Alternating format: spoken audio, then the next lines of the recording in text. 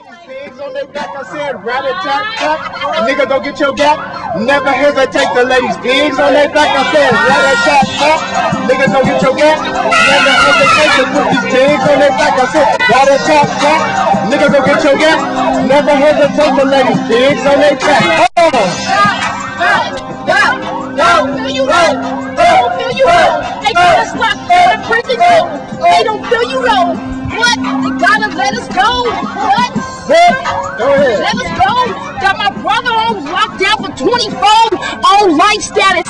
Y'all gotta let him out. We gotta get out and show him what we bout. What? Huh? I ain't no freestyle, but I'm talking about this shit and not. Good afternoon. My name is Gail Lee, and I'm the mother of two young men that are incarcerated, and another young man that's incarcerated with them. In the summer of '92, they all went to prison for one bullet, one gun, one life. They made not good decisions. They did shoot a Tech 9 in the city and county of Denver, but they never took a person's life. My sons were very amenable, very polite. They all have children. You couldn't ask them for something that they wouldn't do for you. They never talked back. They were not perfect. They were human beings and made mistakes. But that's what they did. And I call it to the public, to the people, and to our Father above to give us esteem and help to bring them home. They've been in prison now for 20 years. For 19 years as of the 13th of June. I just ask that this is the time and chance that someone will hear and listen to the cry and bring them home and read over their transcripts of things that are in prison to where they have been model prisoners. They were model citizens as teenagers do. We're all bad. They did everything as a teenager, but we've all been teenagers. But as an adult in prison, they haven't changed. They have accommodations. They have a lot of things, and if someone would go in and look through that, they would see it's time for them to come home to help the younger men out here to become the men that they have become in prison. And I just pray and hope that somebody will. Hello, my name is Lisa Barnes. I'm the sister of Bryant Lee, William Lee, and Eric Leitner. On April 30th, 1993, Bryant Lee, William Lee, and Eric Leitner were sentenced to life plus 50 years for first-degree murder by extreme indifference. During the altercation on June 14th, 1992, they were involved in a shooting which left a young man dead and them locked up for life. There is a conflicting testimony about who did the shooting, the type of bullet, gun the victim was shot with, or whether it was self-defense, or perhaps most compelling is the flawed jury instructions. It is critical that we understand that at that time gang violence in Colorado was prevalent in the community, and everyone was scared and was wanting justice, or the government, the judicial system was wanting to have a no tolerance on gang violence. Bryant Lee, William Lee, and Eric Leitner were used to set an example to dissuade others. The facts in the case, that the young man was shot with a .38. The weapon was never found. The pathologist stated in his testimony that the gun entered as if it had been deflected from off of something prior to entering in the body. There was evidence that was lost while in police custody that could have been very prevalent in the finding of innocence of my brothers during the trial. There were eyewitnesses that spoke in open court that they provided weapons to the driver and the young man that is now deceased. We by no means want to diminish the death of someone. We have been in prayer for that family just as we ask for prayers for our family from that day of June 14th, 1992 to this date. My brothers have been incarcerated for 19 years, William Lee, Bryant Lee, and Eric Leitner, and we are asking for some type of relief, because I am sure, just as the DA on the case, Doug Jackson, Tom Clinton, and the justice system are, that they did not commit the crime of murder. They were guilty of the firing of a weapon in the city limits of Denver, Colorado, but it does not carry a sentence of life plus 50 years.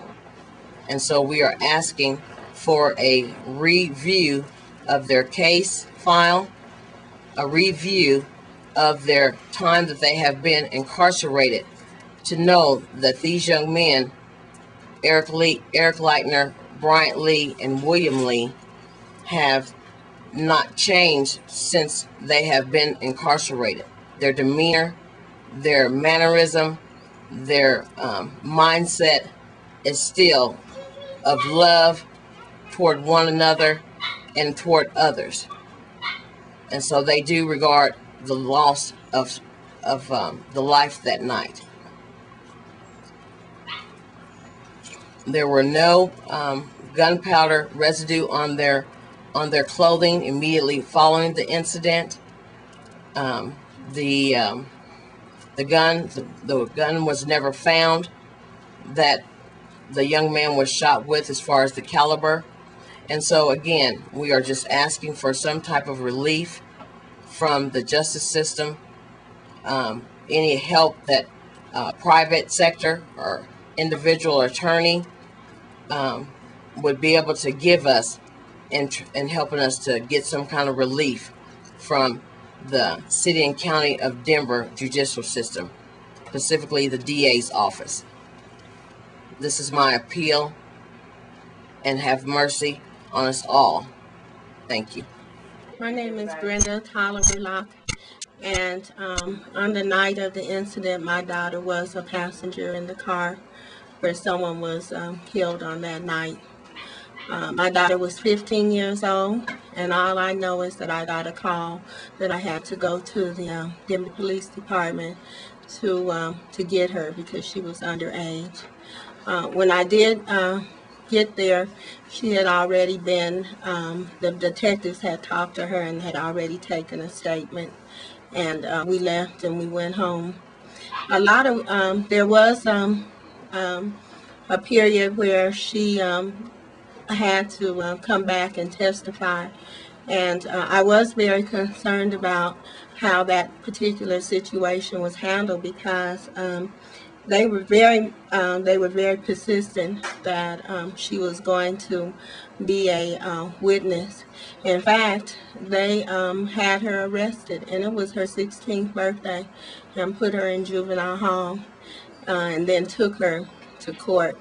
And I was also told that I had to go because she was underage, and that because she was being forced to be a representative, to be a witness, I had to be there too, or else both of us would be held in contempt of the law.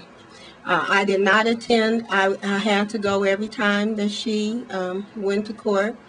I did not actually go into the courtroom and hear her testimony or anything, but I am here because as the years went by, I do know that my daughter was very troubled about the situation. My daughter had grew up pretty much with Brian and William.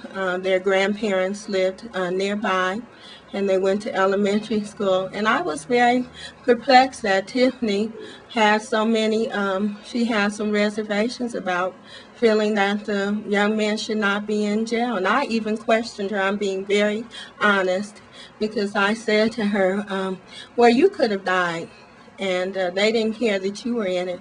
But that did not even sway her. So I think that my daughter has some very strong feelings about what occurred on that night. And she did actually tell me that one time she told me that what came out in the courtroom was not the total truth. So I definitely feel that there is some doubt. My daughter was killed in a car accident in June of 2001, had nothing to do with this, but it's a fact that everybody that was in that car has passed on. But 3 young men are in prison. 3 young black men are in prison, and there is some doubt. And I know that my daughter was very concerned. Um, I live in close proximity, actually, with William and Brian's mom. And one day I just happened to be outside watering grass, and she happened to be taking a walk. And just things happened that we crossed each other's path. She spoke to me, and I spoke to her, and we started talking. And she told me that she had a letter that Tiffany had wrote and gave to her, and that Tiffany stated in the letter that she was not totally honest at the court. And I said, really? And this was several years after my daughter had passed. And I asked her, would she share the letter with me? And at first I couldn't read it because I wasn't totally healed over her death. And I'm still not totally healed, but I do feel compelled to do something. I feel like I'm handling some unfinished business with Tiffany, and I know I'm doing something that she would have wanted to do, because I do know that she was very conflicted about Brian and William, in particular, because she grew up with them, and also Eric. And so Yael, who is the boy's mom, she did bring the letter, and of course I know my daughter's handwriting, and it was authentic. And I wrote a letter and sent it to the DA, Doug Jackson, at the time. And I told him that I'd like to do whatever I could do to get the investigation held, because I do agree they've been there 20 years almost. And they do, not only do they deserve another chance, but they were young too. And I do agree that it was the time, it was in the 1991, 1992, 93, and there was a lot of things going on with the young people, and people were making a example out of the kids that got involved in just really a little of anything. Everybody was accused of being a gang member, and they were taking young men's pictures going into restaurants and that kind of thing. It was a very trying time, but I do feel that it's been 20 years and there's substantial doubt. I don't know all the particulars. I've been told as I've started on this journey, really just 2 mothers, really just Gail and I. So I also have a son, and I'm very fortunate that my son went to college and works, and he's with his kids, and he's very important to his grandkids, and I think that Gail's boys are important to her grandchildren too, and so they need the opportunity to come home. And I'm not sure I agree with the feeling that the truth wasn't told, and there's enough doubt that these young men need to come home. There's a possibility that might have been some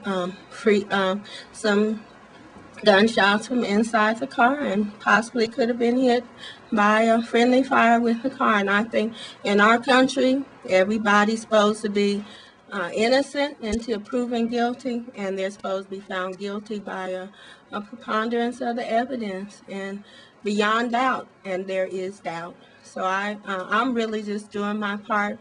I don't want to read this and read that and hash over a lot of history, because it's very painful still for me. But I do feel that those young men should come home, and it's been 20 years. I don't feel that they're a danger to society, but I feel that we have enough tracking devices. They could be on a home monitor. They could, an ankle monitor, I'm sorry, I think that's what you call it. They could be supervised. It's just enough other supervision that is being provided to people.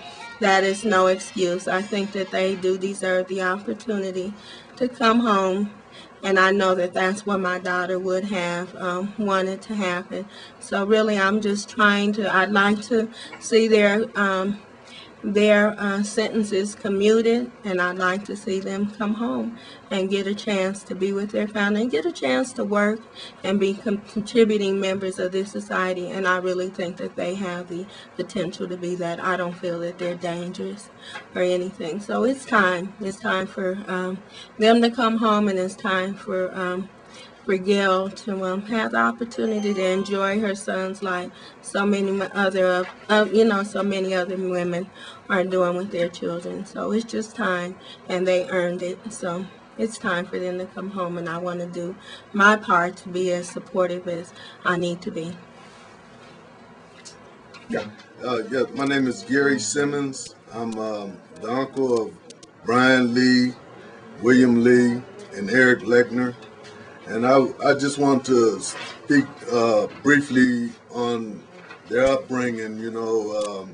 As kids, they were, just ordinary, average, bad boys. I mean, like play football, basketball, and actually, I coached William in Little League football. And Brian, me and Brian, people thought we were more brothers than uncle and nephew.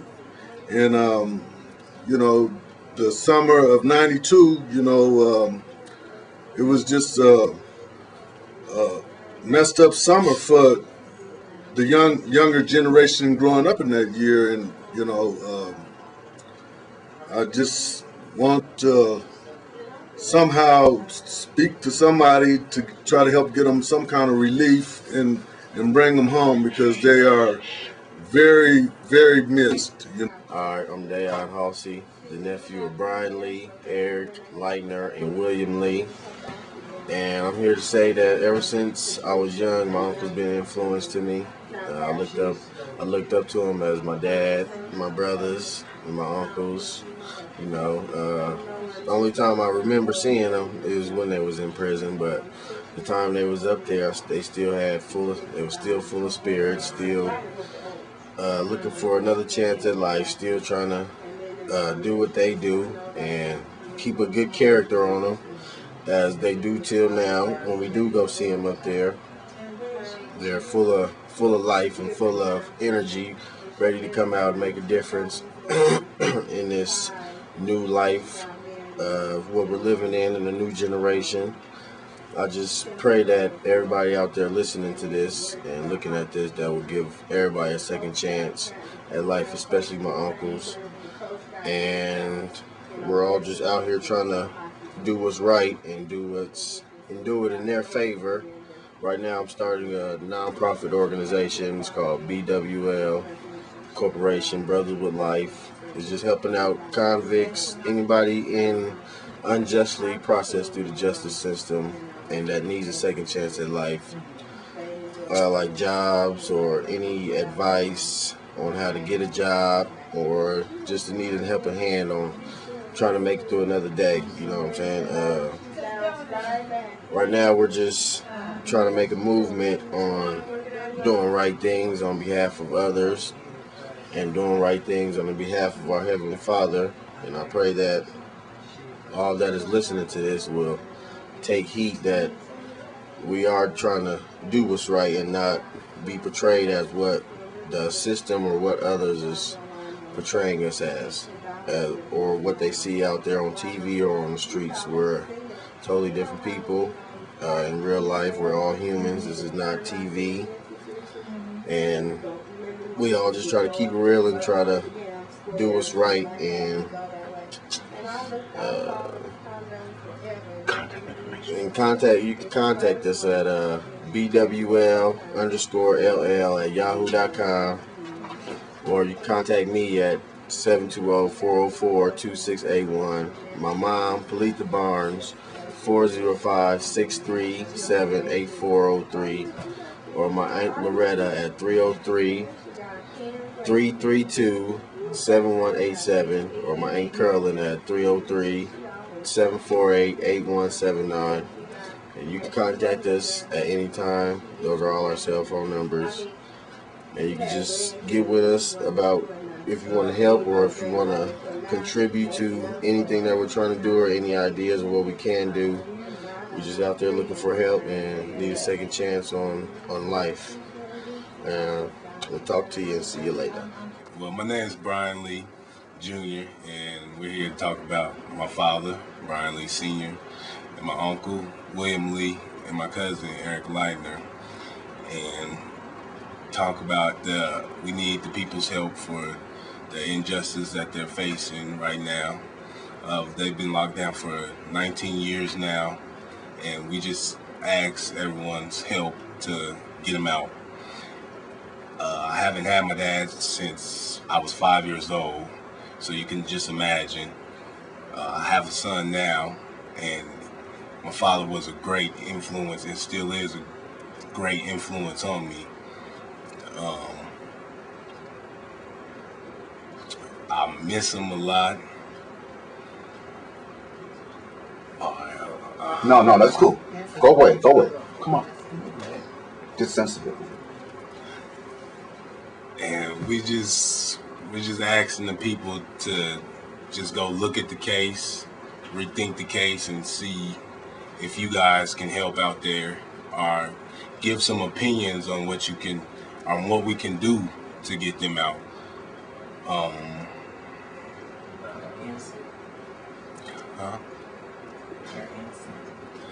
Yeah, my dad is innocent. His brothers are innocent. My cousin's innocent.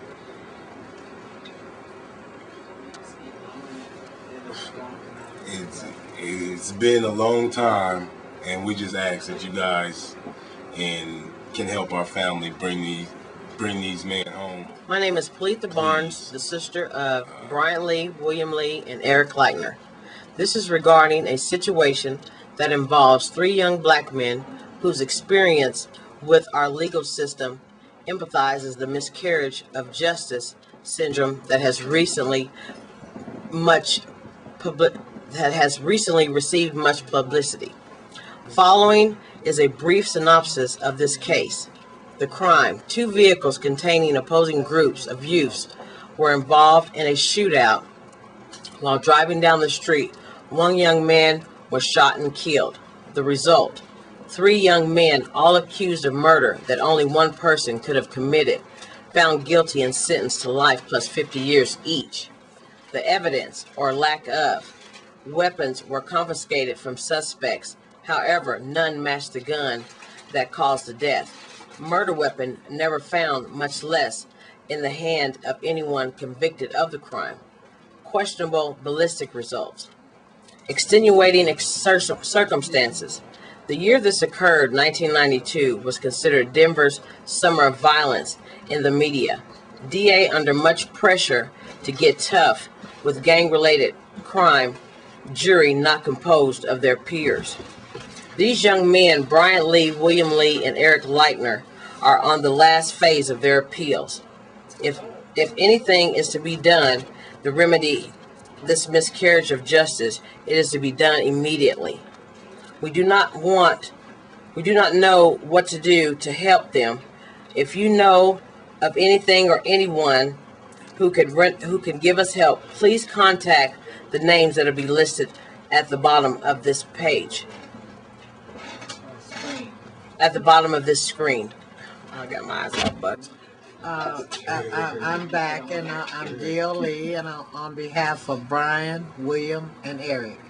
And I just want to ask and thank God every day for keeping them safe, sound, and in comfort in His precious hands. And that the people of the justice system would see and open their eyes that this is a total injustice to 3 young men that can be out here for mentors to other young men, Brian, William, and Eric. For I know they would be great mentors. They write their sons. They were in, while their sons were minors, they sent them child support even though they didn't have to. You get paid 30 cents an hour. They'd save their money up for the month, and they would send each child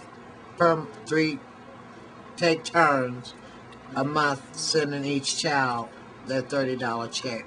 so that they would have some money for their sons. No one asked them. This is what they felt they wanted to do and had to do.